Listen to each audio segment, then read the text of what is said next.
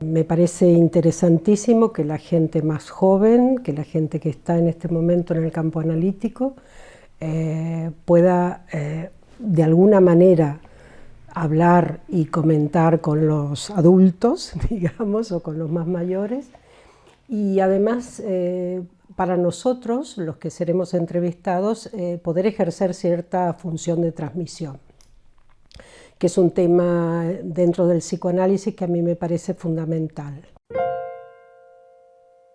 Yo podría decir que fue en principio por la literatura, o sea, cuando evidentemente en el colegio secundario, que yo estudiaba en el colegio normal, tuve una profesora maravillosa de historia que enmarcaba, podríamos decir, también la subjetividad humana sin nombrarla como tal, dentro de la historia, y una profesora de psicopedagogía que ahí empezó a asomar la figura de Freud. Una vez terminado, mi decisión fue apuntarme en dos carreras que me interesaban, letras y psicología. En aquel entonces en Rosario, la carrera de psicología, de donde yo soy, Rosario, la carrera de psicología era relativamente nueva, había estudiado gente de Buenos Aires porque fue la primera en Argentina, Pichona Ocampo, por ejemplo, estudió allí, y otra serie de personas que luego volvieron a Buenos Aires y siguieron trabajando en la universidad. La carrera era muy buena, tengo que decir también que la educación era muy buena en la Argentina entonces, con un alto nivel cultural, era libre y gratuita y laica. Por lo tanto, efectivamente había un acercamiento, podríamos decir, al pensamiento humano en general. Más adelante en la carrera dejé letras porque no podía con las dos, era como un sueño así, y empecé psicología, y la verdad que la carrera era fantástica, era muy buena, pero nos tocó una dictadura ya bastante cruel en el año 66. Pensad que era la época, aún no había sido el Mayo francés, que luego también planteó una serie de cuestiones. La carrera, bueno, era estudiar psicoanálisis, o sea, había sí, todo estaba enfocado desde psicoanálisis, casi todas las asignaturas, o sea, no podías dejar de estudiar Freud, las historias clínicas de Freud, los casos clínicos de Freud, y había también una asignatura excelente, con una profesora también muy buena, que planteaba la historia de la psicología. Y eso también nos daba todo un panorama de las diferentes escuelas. Además estudiábamos tanto Freud como Melanie Klein, o sea, la escuela inglesa y la escuela vienesa, digamos, ¿no? Ya en Buenos Aires, por supuesto, estaban grandes psicoanalistas que también habían sido Mimi Langer, por ejemplo, Mary Langer, y muchos otros, Garma. Garma fue uno de los españoles que creó la Asociación Psicoanalítica Argentina y que era un exiliado político del franquismo. Entonces, bueno, había un movimiento realmente súper interesante, pero nos tocó la dictadura, empezamos a luchar contra esa dictadura desde la universidad, desde el secundario y demás. Hubo retrocesos, hubo situaciones, pero siempre seguía adelante la idea de poder pensar al sujeto humano desde la vertiente psicoanalítica. Y claro, ¿por qué digo esto? Porque de alguna forma el encuentro con el psicoanálisis era también, no solo con el sujeto individual y los casos clínicos, sino con el sujeto social, ¿no? Que para mí eso siempre fue algo muy interesante y que recién años después pude llegar a tener una teorización más clara del tema. Claro, ¿qué pasaba allí? Por eso lo del encuentro con el inconsciente, ¿no? Con algo de lo inconsciente. Una se preguntaba cosas, en aquel entonces yo era joven evidentemente y estaba en juego muchas cosas desde lo personal, qué es ser mujer, qué voy a hacer cuando termine la carrera. También era un tema, había como diferentes ramas que son las de siempre, psicología clínica, digamos lo que hace a las instituciones y educacional, ¿no? Pero a mí me interesaba la clínica y ahí estaban las preguntas sobre la sexualidad, sobre el ser mujer, sobre los hijos, porque además tuve hijos joven, y, y de alguna manera todo eso me llevó al primer análisis. Entonces sí, la relación con lo inconsciente empieza a aparecer en el momento en que empiezo a trabajar sobre lo que yo no sabía de mí misma, cosa que es un poco todo lo que tiene que ver con el psicoanálisis. En realidad es lo inconsciente, que no lo subconsciente. Aquí sí que hay un tema que se repite mucho. Yo no consigo que mis pacientes puedan decir inconsciente, o sea, todo el mundo habla del subconsciente y está muy en esta cultura el subconsciente y en la cultura en general. Supongo que yo ahora no tengo tanta relación diaria, pero los compañeros analistas de Argentina también comentan un poco lo mismo, ¿no? No es algo que está guardado, escondido en algún lugar y que entonces al hablar aparece mágicamente y nos transforma en seres racionales, podríamos decir, o conscientes. No, el inconsciente es algo que se produce, que tiene que ver, esto ya desde la escuela lacaniana, tiene que ver con el lenguaje. Somos seres de lenguaje, somos seres hablados, y esto es fácil de entender porque desde que nacemos no poseemos la palabra y otro habla por nosotros y entonces nos presta sus palabras, que son palabras ya traídas de la cultura, traídas del otro y traídas, digamos, de las historias y los fantasmas personales de nuestros antecesores, ¿no?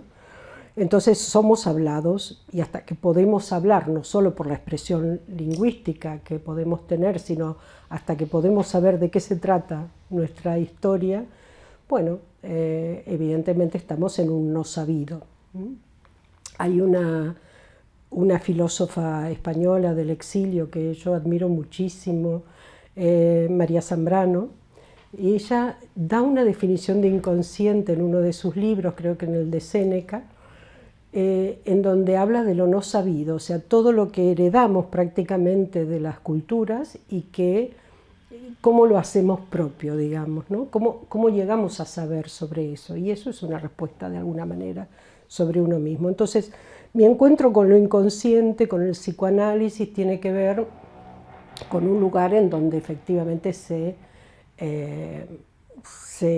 que no podías no estudiar psicoanálisis, ¿no? O sea, por supuesto había gente que quería estudiar otras cosas, no existía el conductismo como existe en este momento, a pesar de que sí que existía teóricamente, había diferentes corrientes, pero se dividía un poco entre lo freudiano y lo kleiniano en aquel momento. Y bueno, luego en mi época tuve la suerte de que apareciese Lacan y que pudiéramos empezar. Yo nunca hice un análisis kleiniano, por ejemplo.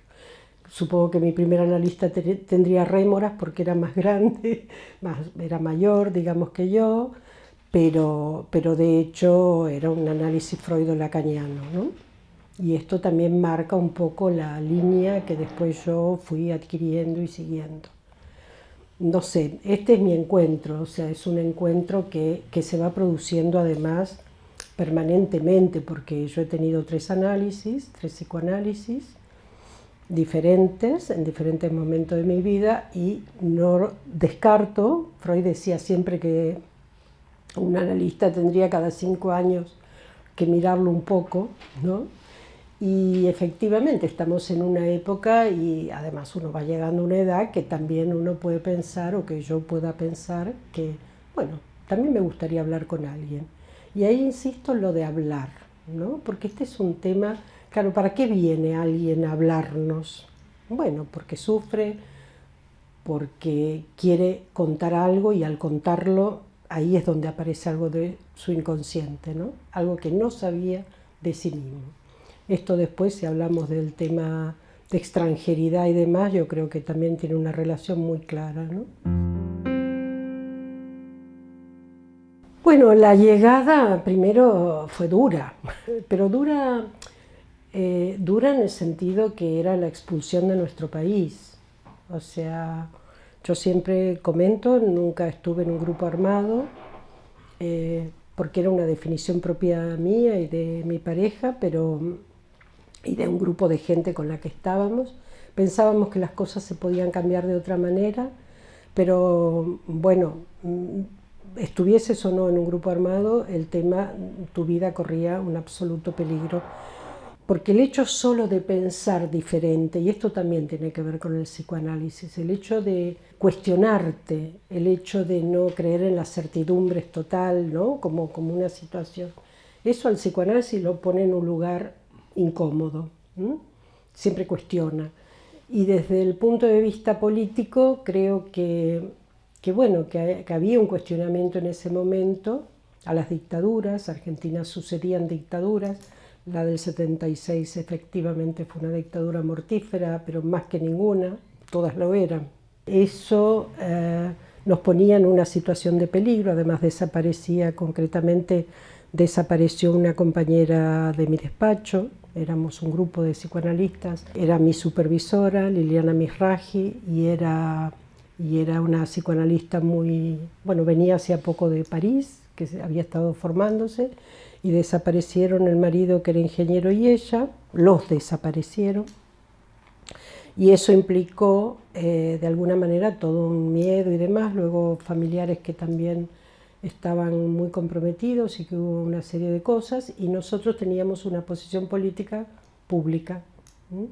Y bueno, nos avisaron en algún momento que mejor que no fuéramos porque corríamos peligro. Fue duro, fue difícil, y llegamos a Barcelona. Había dos colegas, Augusto Corte y Jorge Belinsky, aquí, y Norita Catelli, nos atendieron súper bien, nos acompañaron. Ellos hacía unos meses que estaban, y Barcelona era un lugar también muy como ideal, estimado. Había tenido un papel importante en la guerra civil, o en la guerra española, para decirlo más claro. Y bueno, era una sociedad culta, una sociedad que nos interesaba, que nos gustaba. No tiene nada que ver la Barcelona de enero del 77 con la Barcelona de este momento, pero además aquí empezaba la democracia.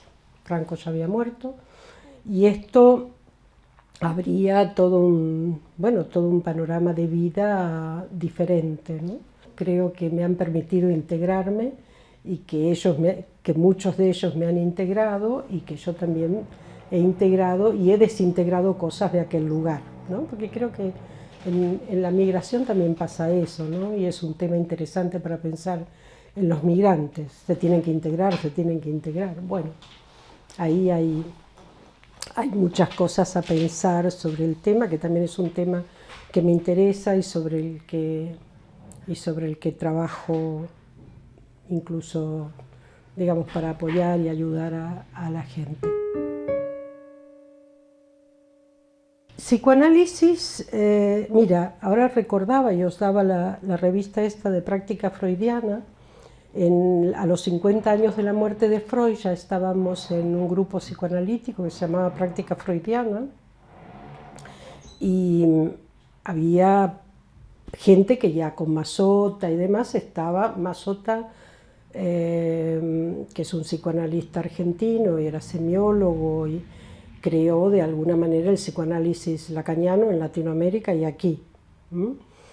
Pero yo no coincidí con él salvo al final de su vida, porque yo llegué en el 77, él había llegado 4 o 5 años antes, pero ya había un núcleo. Yo me formé luego con Germán García, que fue un continuador de él, y que venían de Argentina también. O sea, era como no poder salir de Argentina a un nivel. Eso también fue muy interesante para pensar la integración, ¿no? Práctica Freudiana estaba formada por argentinos prácticamente, y teníamos contacto casi exclusivo con Francia, con París. O sea, venían todos los psicoanalistas de Francia, que rápidamente aprendieron castellano y nos dejaron con el francés fuera. Y bueno, trabajamos mucho con ellos, con Dumézil, con Alouche, con Melman, con Clavrel, o sea, con los grandes popes del psicoanálisis, mientras se iba creando la escuela de psicoanálisis más ligada a Miller. Pero bueno, era una época que Miller también vino, que había un movimiento. Y había un movimiento interesante también en el campo de la salud mental. Parecen dos campos distintos, pero en aquel entonces había muchos psicoanalistas dentro del campo de la salud mental, que en general es el campo de la salud mental pública. Y muchos estuvimos trabajando en esos ámbitos. Y bueno, cosa que hoy en día es bastante difícil que ocurra, un poco porque los psicoanalistas digamos, no pueden ejercer muy claramente o muy a su manera una función, pero dentro del campo de la clínica muy ligada, de la clínica pública muy ligada a la psiquiatrización de la salud mental y a la tecnologización, pero hay resquicios y en esos resquicios siempre hay alguna valiente que trabajan, ¿no? Hay bastante gente. Que este es un tema complejo porque últimamente me estoy encontrando que ya nadie habla de psicoanálisis, o sea, presentarte como psicoanalista es un anacronismo. En esas jornadas que hicimos al principio, a los 50 años de la muerte de Freud, se hicieron en el Ateneo Barcelonés y el que nos apoyó mucho, el presidente en ese momento era Jordi Maragall, el padre del Pascual Maragall. Y realmente, bueno, participó gente de la cultura, participó Subirax, que hizo, bueno, un gran escultor que luego acabó parte de la Sagrada Familia, un director de teatro, o sea, esto es básico del psicoanálisis, la integración con otros discursos, la posibilidad de poder compartir elementos que tienen que ver con la formación de cualquier ser humano, o sea, la cultura en la que vive, la vida en general, digamos, qué te alimenta en la vida, ¿no? Y este es un tema que nos acompaña en este momento, comentaba, se está perdiendo la palabra, o se habla en el mejor de los casos de psicodinámica, o sea, de que ya te lleva a pensar que hay algún psicoanalista por ahí, o el otro día una colega decía que está trabajando algo en la universidad y que bueno, que van a hablar de lo relacional y no de psicoanálisis. Entonces, claro, tú dices, bueno, ¿qué nos pasa con eso? ¿Qué pasa y qué nos pasa? Aquí tenemos una realidad que es mundial, podría decir, no es solo aquí. Pero hay dos factores que quizá podamos explicar. Una es que el psicoanálisis en este país tuvo cierta aparición bastante importante en la época de la República, que está documentado en diferentes lugares. Pero cuando ganó el franquismo y la dictadura, o sea, el psicoanálisis era realmente subversivo, o sea, era casi, podría ponerlo del lado de los rojos directamente. Por tanto, el psicoanálisis estuvo encerrado. Este es un punto, hay como una historia, podríamos decir, que nos antecede y que en la época de la democracia esa historia fue como cambiemos, pensemos. Claro, había muchos psicoanalistas argentinos que nos habíamos exiliado y eso implicaba que pudieran escuchar otras cosas e interesarse por otras cosas. Entonces, esa historia, en la democracia, en los primeros años, esto fue realmente muy, muy, muy importante, pero claro, la mundialización de la psiquiatría, del DSM, de la medicación a ultranza, ha sido devastador, O sea, trabajando en el campo de la mujer, en el campo de la infancia o de la adolescencia, o sea, España es un país que tiene una súper medicación de los jóvenes y de la infancia brutal. Entonces, ¿qué lugar tiene el psicoanálisis que lo que hace es trabajar intentando que la subjetividad, que el sujeto exista, o sea, el sujeto de la medicina, de la ciencia, en ese sentido no existe como tal. Por eso, volviendo a lo que tú preguntó, lo que hablábamos antes, que es incómodo el psicoanálisis. O sea, y si tú tomas, ayer escuchaba a una paciente que vino, bueno, por X cuestiones que está sufriendo, y entonces ya ha pasado por constelaciones familiares. Entonces nosotros podemos pensar, Freud hablaba de las constelaciones, no de las familiares, de las constelaciones. O sea, todos sabemos que hay una historia con la familia, una historia con la transmisión en muchos aspectos, pero ahora se juega con muñequitos a constelar. Esta paciente salió con una angustia muy grande, porque claro, es como si descubren cosas o aparece un síntoma en relación a un familiar que luego no se trata más. Entonces, claro, hay mucha cosa. O sea, yo creo que esto también Lacan lo planteó bastante en el sentido de los discursos. El discurso capitalista es un discurso que atenta contra la subjetividad. Y en ese sentido no se escucha, ¿no? El clásico diálogo que decía Freud, cuando Freud decía, ¿qué pensarán cuando hay un frente a frente? ¿Qué estarán pensando? Que dialogan, ¿no? Y efectivamente hay un diálogo, pero no es un diálogo como el normal y corriente que hacemos, pero es escuchar al otro y que el otro pueda escucharse a sí mismo. Y eso es algo que no hay tiempo. Este es el otro tema. No hay tiempo, no hay sujeto, no hay historia. Por ejemplo, esto de la constelación. Los muñequitos dicen que hay una historia. El papá hizo tal cosa y era muy importante, o le pasó tal otra. Pero claro, esa historia no es eso. Esa historia es una historia de un momento, de un país, de un lugar, de muchas cosas que pasaron y que cada sujeto lo ha inscrito de una manera o de otra, ¿no? Una compañera y yo empezamos porque se dio, estábamos en un grupo que el Congrés Català de Salud Mental planteó como congreso, y nos ponemos a trabajar un año y nos llamaron a Valentín Barenblit y a mí para hacer un grupo de trabajo que fue muy rico, muy interesante. Y en ese grupo, que tenía que ver con el sujeto, ya habíamos trabajado en uno sobre el inconsciente, y luego trabajamos en este que ya era sobre el sujeto, la subjetividad. Y allí apareció el tema de la memoria. Y de repente empezamos a decir, sí, pero aquí hubo cosas en donde la gente perdió la memoria, pero no porque perdiera la memoria por Alzheimer. Es como que no se pudo hablar de muchas cosas. Y ahí empezamos a hacer, hicimos un acto muy interesante en el Colegio de Médicos, que es uno de los patronos de la Fundación Congrés. O sea, ¿qué había pasado con la gente?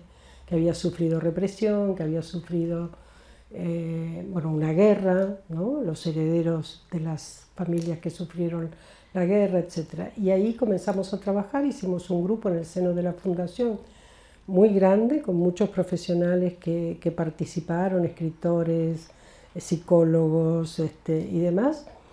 Y bueno, caminamos en ese sentido, y ahí fue muy interesante porque la gente que nos escuchaba nos llamaban de todos lados para que contáramos cuáles eran los efectos que las personas habían sufrido de la guerra y la posguerra, y también la transición, porque había estado...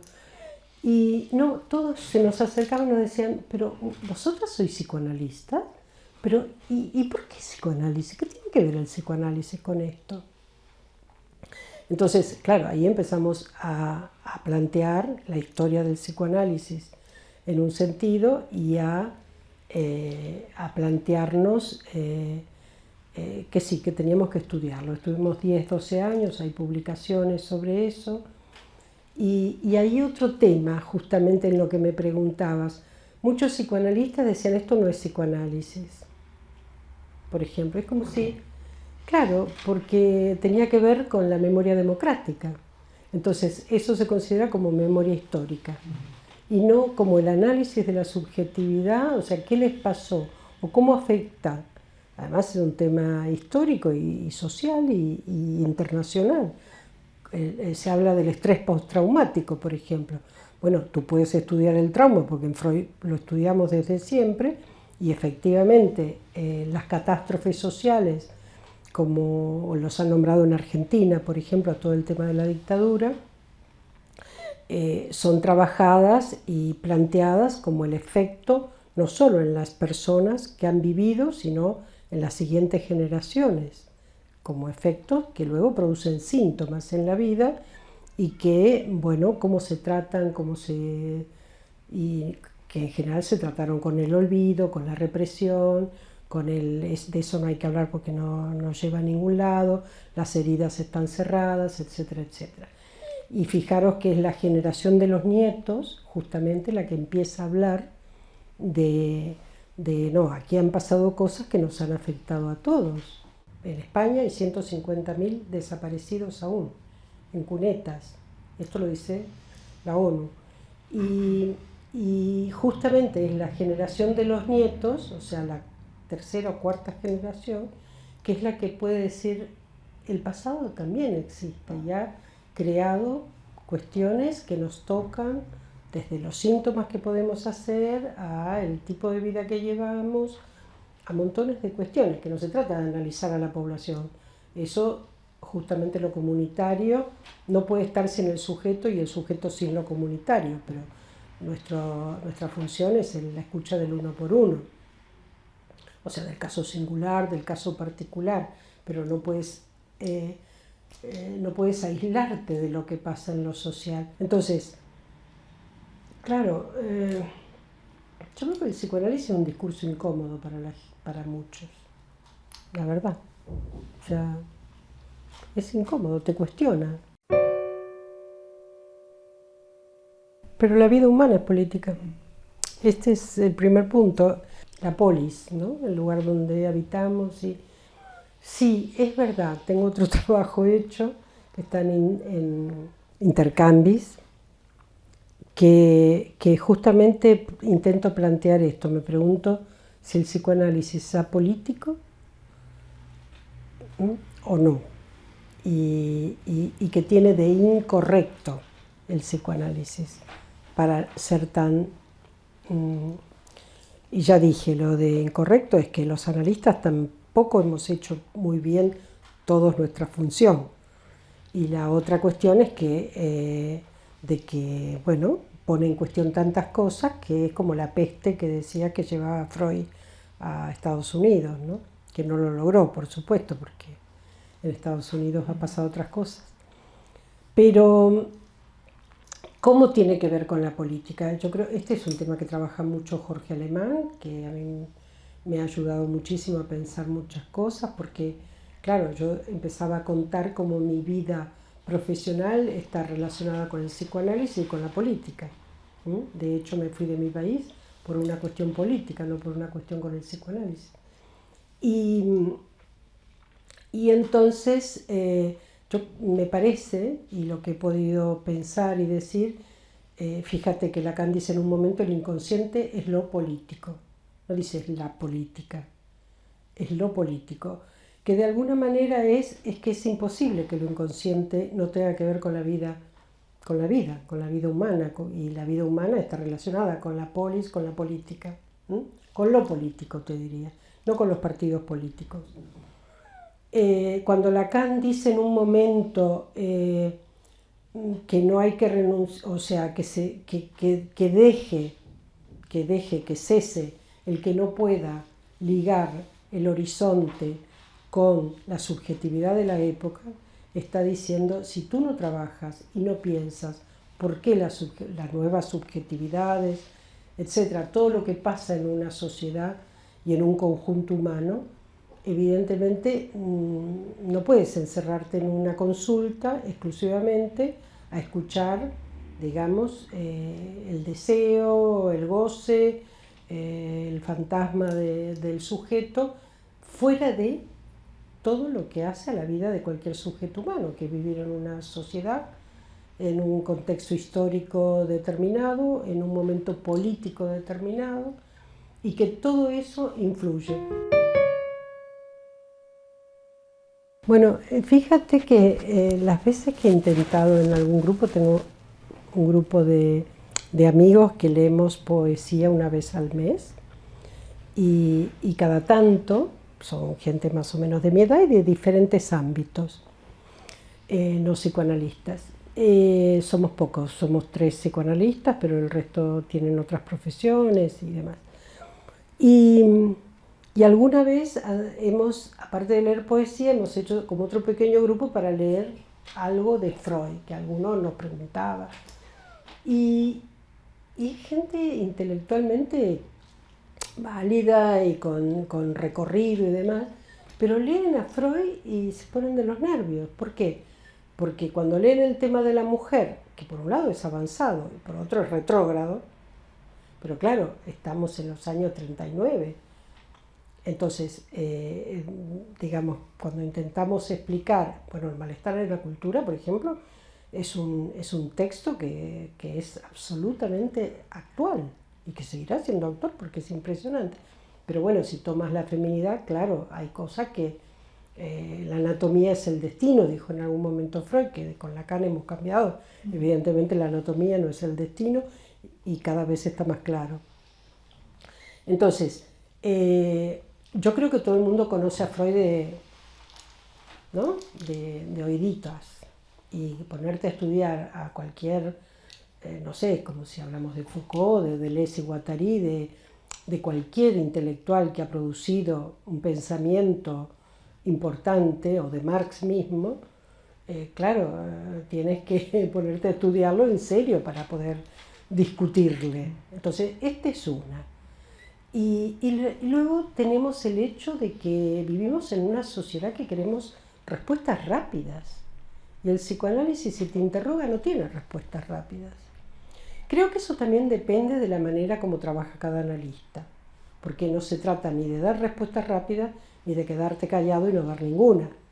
O sea, para mí, yo, ahora que me hacen hablar tanto, pero en general no hablo tanto, pero no me puedo callar para ayudar a alguien que está sufriendo. O sea, creo que hay maneras de poder acercarse, de poder acompañar un sufrimiento. Entonces, está el psicoanálisis y están los psicoanalistas. Este es otro tema. O sea, no todos somos iguales, no todos tenemos la misma historia, ni hemos pensado determinadas cuestiones. Por ejemplo, temas impresionantes como el feminismo y como la transexualidad en este momento. Es un tema que conocíamos por la Catherine Millot, por ejemplo, una francesa psicoanalista que hace unos años habló sobre el tema, que estaban más del lado de la psicosis. Hoy en día eso ya está perimidísimo, pero a la vez hay psicoanalistas que se han cerrado a eso y no quieren saber nada, otros que nos interesamos aunque no nos dediquemos. Lo mismo pasa con el tema de lo virtual. También ha sido discusiones terribles, ¿no? Claro, el matrimonio homosexual, o sea, los psicoanalistas somos parte de una sociedad y de una historia, y claro, habrá cosas que, no, yo con esto no puedo, drogadicción no, transexualidad no, o sea, desde una postura, ahí te diría política en el sentido de ideología política, y entonces ahí porque claro, uno tiene que cuidarse, hay una cierta disociación instrumental que necesitamos los analistas para no entrar de lleno en una situación transferencial, porque transferencial con el otro, que siempre hay una situación transferencial, porque trabajamos sobre la transferencia, pero no sobre las ideas del otro. Bueno, eso también fue un tema que se ha hablado mucho. ¿Recibirías a un torturador? Claro, al principio yo recibo a la gente, después lo que me cuenta y lo que pasa tendría que verlo, tendría que escuchar y saber. No podría tomar creo que me produciría a mí una sensación y una situación muy complicada. Pero a la vez creo que no van a consultar nunca. Me parece fundamental y es algo que tenemos que pensárnoslo mucho los analistas. No, pero la ética no es juzgar. Justamente la ética en el psicoanálisis tampoco es la moral. Yeah. Es, digamos, es una posición de responsabilidad, te diría. Si yo tengo una posición de responsabilidad en relación a mi trabajo, a lo que yo estoy escuchando del otro, yo no se lo puedo cuestionar como persona, sino como efecto de lo que a él le pasa. Es complicado pero tiene que ver con la responsabilidad. Cuando tú dices juzgar, te pones en el lugar de poder. Te pones en el lugar de poder. Un juez tiene el lugar de poder. El paciente que viene a vernos supone que nosotros sabemos qué le pasa. Y el psicoanálisis funciona diciendo, yo no sé qué... Bueno, por supuesto no le dice, mire, yo no sé nada de lo que le pasa a usted. Por supuesto, al principio no se lo digo, pero viene a pedirte, te pregunta, ¿y qué puedo hacer? Y me va a dar, por ejemplo, hoy en día, yo trabajo, bueno, en un punto público, digamos, que me envían pacientes profesionales sanitarios. Y claro, la gente enseguida quiere, ¿qué me va a dar? ¿Me va a dar ejercicios para que haga? ¿Me va a dar, salvo la gente que venga sabiendo que va a ser un psicoanálisis? Pero claro, si uno se cierra a solo vienen los que van a hacer el psicoanálisis, a mí eso sí que me parece que no comprendería nada del mundo mundial. Bueno, en ese sentido, Feducci mismo que hablábamos, tienes que salir de ese espacio, tienes que estar en el espacio social, porque si no estás de alguna manera en el espacio social, yo no podría vivir solo aquí encerrada, pensando con un paciente y ayudando, solo eso. Necesito, bueno, por eso trabajo en muchas instituciones, y no solo las que trabajan en salud mental, trabajo en instituciones de médicos, enfermeras, profesionales, educadores sociales, etcétera, que a la vez piensan cómo trabajar. Y esto, el decirlo de la ética, es que es cierto, por ejemplo, en Lacan lo que plantea es la ética del deseo. Que, entonces, ¿con qué tiene que ver eso? Tiene que ver con que tú puedes acompañar a alguien a que descubra su propio deseo. No importa si es bueno o malo, eso no me toca a mí. Bueno o malo, ¿no? Si está del lado del mal o del lado del bien, podría decir. Pero claro, hemos tenido pacientes con formaciones reactivas que van a hacer el bien y cada 2 por 3 cascan. Y entonces, ¿cómo trabajar eso? Y eso no desde la moral, sino de qué le pasa a ese sujeto y por qué hace eso. Entonces, la ética tiene que ver, ya te digo, yo creo no con querer hacer que el otro sea como tú piensas que tiene que ser. Ya nos gustaría a todos, ¿no? O sea, que los niños se porten bien, que los papás y las mamás sean maravillosos y que no sé qué más, pero no tiene nada que ver. Ahí habría una idea del psicoanálisis como algo, por un lado, que tiene que ver con la cosmovisión famosa que le acusan a Freud y con el lugar del que está indicando cómo es el ser del otro. Y nosotros con el ser, cada uno tiene el suyo. Entonces, claro, es una posición difícil también. Es una posición difícil, por eso la pregunta de antes, ¿y recibirías a un torturador? ¿Y recibirías a alguien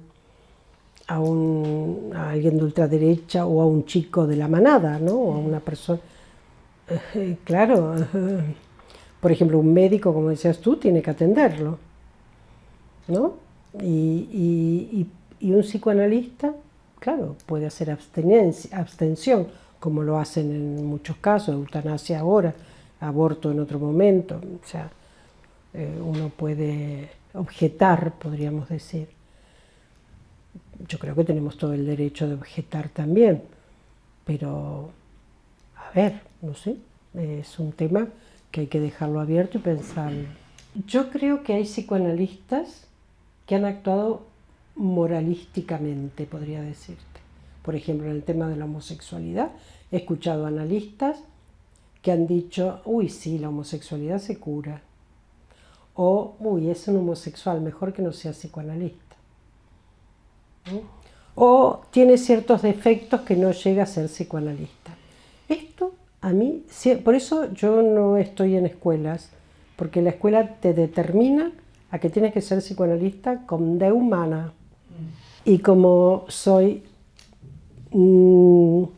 atea, intento no entrar en esa línea, pero de todas maneras, por supuesto que necesito a los otros colegas, y hay tú lo preguntabas en algún momento, hay otras maneras que son no estar en una escuela. Bueno, fíjate, Lacan habló de 4 discursos primero y después habló del discurso capitalista. Y estamos sumidos en pleno capitalismo, o sea, las cosas que están pasando son de un capitalismo que no es el capitalismo de antes de la Thatcher, digamos, ¿no?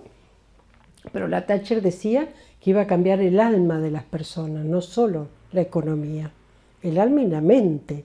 Por lo cual, ellos tienen claro que van a trabajar sobre la subjetividad de las personas. Y de hecho lo vemos, lo vemos. ¿Y qué conviene a esta sociedad? Gente deprimida, o con TDAH, o sea, con diagnósticos. O sea, si tú no tienes un diagnóstico, no eres nadie. No eres nadie. O sea, mucha gente se presenta en los centros, sobre todo los centros públicos y demás, yo tengo tal cosa, soy un deprimido, soy un TDAH, tengo autismo, tengo no sé qué, y cómo nos cuesta a todos poder delimitar un poco y, digamos, primero escuchar. Claro, si tú eres un psicoanalista en este momento en una institución pública, el problema es cuánto tiempo tienes para ver a los pacientes.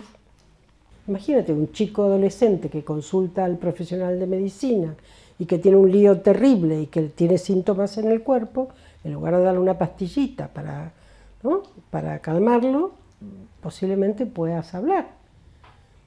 Y esto no se hace, esto no hay tiempo para eso. Es más fácil poner una pastilla en la boca que poder hablar con el otro. No es que sea más rápido lo de la pastilla, porque después trae 20.000 síntomas más. Entonces, este es un problema que se está hablando muchísimo, se habla en la xarxa de salud mental mucho. Y bueno, vamos avanzando poco a poco. Yo creo que hay mucha gente, eso también da una cierta esperanza, podríamos decir, ¿no? Por ejemplo, en los centros de salud mental prácticamente esta era una de las cosas que hablábamos con Feducci, Leticia Ascario y otros compañeros, cuando hicimos un grupo hace ya unos cuantos años sobre el tema de la defensa de la salud mental pública. Y fue primero un boom y luego todo el mundo, no, pero... Y claro, ¿qué denunciábamos ahí? Denunciábamos que se había perdido la posibilidad de hacer psicoterapia, que se habían perdido los espacios de supervisión, o sea, de lugar de pensamiento para los profesionales. Hay muchos centros de salud mental que solo hablan de algún caso si tienen supervisión, pero no hablan de cómo funciona el equipo. Por ejemplo, para mí, bueno, siempre lo digo porque durante años, como en esta relación que yo tengo entre lo singular y lo colectivo, me ha dado la posibilidad, bueno, de introducirme en diferentes campos, por ejemplo en el campo sanitario y en el campo de las curas paliativas. Fijaros que hace una psicoanalista, ¿no? Siempre digo psicoanalista en territorio médico, que a veces me han dicho en territorio comanche, ¿no? Que no es tanto, pero por ejemplo la gente que atiende paliativamente a los pacientes tiene una relación con la subjetividad que es excelente. La gente que trabaja en paliativos acompaña a las familias, tiene que trabajar con el enfermo, con los síntomas del enfermo, la parte médica, pero son equipos interdisciplinares, equipos que trabajan médico, enfermera, trabajadora social y psicóloga. Y bueno, siempre he planteado que en realidad estos profesionales hacen una red de vida, fijaros, acompañando a la muerte. ¿Por qué hacen una red de vida? Porque acompañan al vivo y a los vivos, porque sigue habiendo personas ahí, seres humanos, no cuerpos que se van. Y esto es algo que tenemos que ir introduciendo, a mí me parece que es... Y me interesa mucho el tema de equipo porque, bueno, esto lo hemos trabajado a veces en relación a los grupos, ¿no? Me interesa mucho porque en el equipo, con todas las diferencias que puede haber, y pensemos en salud mental o entre psicoanalistas, los narcisismos, etcétera, etcétera, pero a la vez hay un trabajo común. Yo trabajo con grupos, lo que se llamaban los grupos operativos, no grupos terapéuticos, ¿no? ¿Y eso qué quiere decir? Quiere decir que hay una tarea sobre la que actuar, y hay una transferencia con el trabajo, y no con me hiciste, no me dijiste, no me dijiste, me has hecho, ¿no? O sea, con el narcisismo que campa en todo sitio. Y de alguna manera se crea en común. Hay algo en común en la soledad de cada uno, diría Jorge Alemán, ¿no? Soledad, dos puntos común, lo pone él, ¿no? Que me parece muy interesante, porque efectivamente uno trabaja en soledad, ¿no? Por más que estés en una escuela, en un grupo, en no sé qué, estás ahí con tu cuerpo, tu mente, tu escucha con el paciente. Pero cuando estás en un equipo de trabajo, aparece lo creativo de lo común. Aparece lo mortífero también, aparece lo destructivo, porque los humanos no solo somos maravillosos seres que amamos la vida, y este es otro tema que estamos encontrándonos en estas sociedades. Hemos pasado de la dificultad con la sexualidad de principios de siglo, de etcétera, etcétera, a la pornografía pura y dura que vuelve o que hace mal a los jóvenes, por ejemplo. Entonces el amor ha desaparecido. Los lazos amorosos campan por su ausencia, ¿no? Entonces ahí, bueno, también tenemos cosas para decir sobre eso. La plantilla, la que yo puedo usar, es escuchar a la persona. Y cuando escucho, hay algo que de su discurso, o por repeticiones o por lo que fuera. Por ejemplo, tengo una paciente que comentó que su abuelo había sido fusilado en la guerra, pero como si yo te dijera, uy, se me cayó el lápiz en el patio. Y entonces dije, ¿tu abuelo? ¿Qué abuelo? Si quieres, eso es una plantilla, claro. Porque no era cualquier muerte, lo habían fusilado. Mi abuelo fue fusilado, pero está abriendo otra cosa de su vida. Porque otra paciente con el tema de mi abuelo se jugó todo, me lo contó un día y otro día lo que aparece me dice, al final hago como mi abuelo, me lo juego todo, pero me doy cuenta ahí y entonces, a ver, como tu abuelo o justamente lo que estás haciendo es no hacer lo que hizo tu abuelo. Y tú dices, por ejemplo, esto yo lo empecé a escuchar mucho más en la medida que estudié toda la transmisión generacional, que no la había escuchado. Freud habla de eso, en Tótem y Tabú, en todos lados te dice, no hay estructura familiar que no le pase a los hijos y a los siguientes algo de lo que no se pudo decir, de lo que no se pudo hablar o de lo que no se inscribió. Resulta que eso que no se inscribió ahí aparece en otra generación. Claro, ¿cómo lo resuelves? Bueno, primero, si alguien habla o sea, hay psicoanalistas franceses que dicen, bueno, que lo estudiaron mucho porque estudiaron guerras de Indochina. Claro, es que hay muchas cosas a estudiar en ese sentido y que afectan al sujeto. Me acordé ahora de un libro de Rudinesco que dice el inconsciente explicado a mis nietos, ¿no? Y pienso, bueno, transmisión, ¿no? En lo personal, ella se lo transmite a sus nietos. Yo en lo personal, me encanta rodearme de gente joven porque pienso que tienen un bagaje para continuar. Y aprendo mucho también de la gente joven porque hacen las preguntas que uno se hacía en otro momento y que no hace falta que uno se las responda, sino, hey, qué bien, trabajemos sobre eso, ¿no? Pensemos, porque, claro, como dicen algunas colegas, somos analfabetas digitales, ¿no? Más no es nuestra época, cosa que, bueno, también es un tema de ponerse. Pero creo que, bueno, que el humano, de alguna manera, salvo que se produzca la hecatombe mundial, que viene,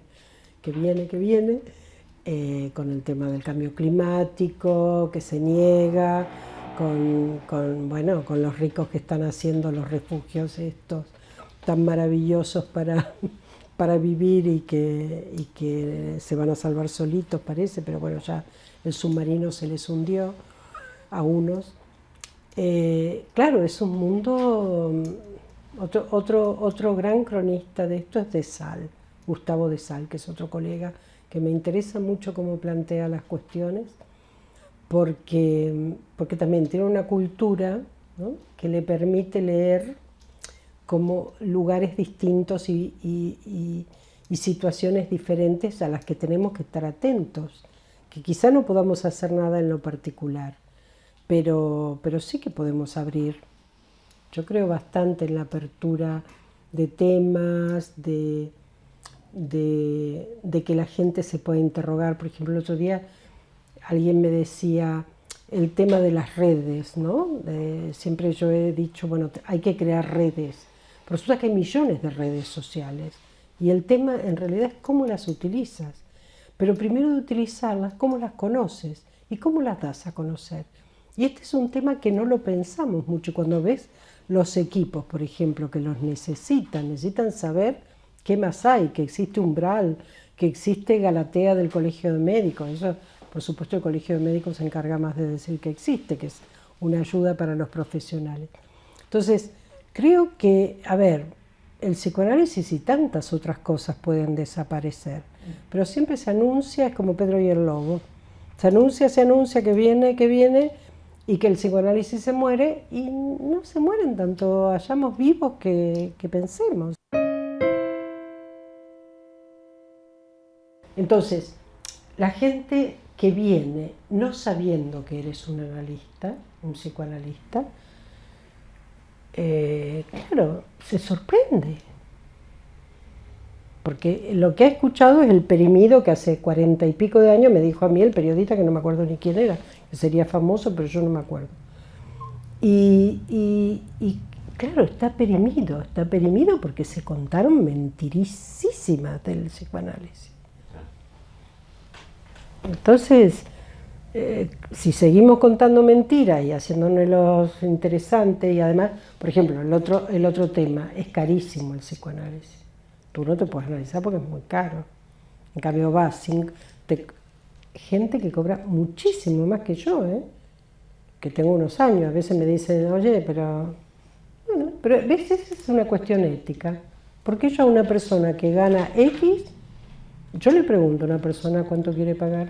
Cuánto puede pagar, no cuánto quiere, porque también es cuánto quiere, está claro, pero le pregunto cuánto puede. ¿Por qué? Porque, bueno, yo también tengo mi precio, está claro, pero me parece que son cosas que hacen a que el otro pueda tener no una presión más en su dolor. Después está la interpretación salvaje de los psicoanalistas. Pero la gente te dice, ay, seguro que me estás psicoanalizando. Pero así, vas a la peluquería y saben que eres, claro, yo digo que soy psicoanalista, nunca lo escondo. Ay, seguro que nos estás analizando. Somos unos personajes que parece que tenemos es muy complicado, pero claro, es que vivimos en sociedades complicadísimas. Clarísima la recomendación, porque lo he pensado, y más en este país, que se analicen, que hagan la experiencia de, no sé si estar en un diván, no importa, pero sí de poder hablar de las cosas que le pasan.